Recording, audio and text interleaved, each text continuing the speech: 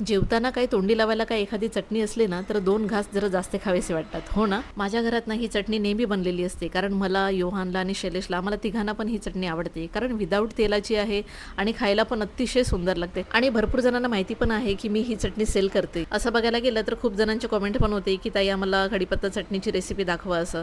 तर इथे मी व्हिडिओमध्ये दाखवलेलंच आहे की 1 वाटी मी जवस घेतलेलं आहे, त्याला भाजून घेतलं, ड्राय रोस्ट करून घेतलं, त्यानंतर सफेद तीळ घेतले, त्यानंतर हे ब्लॅक तीळ आता घेतलेले आहेत, ते अर्धी वाटी घेतलेलं आहे. मग त्यानंतर ना 1 वाटी शेंगदाणे घेतलेले आहेत. तर हे माझ्याजवळ भाजलेले असतातच, पण मी विचार केला थोडेसे कडक करून घेते म्हणून फक्त 2 मिनिटासाठी परतवले.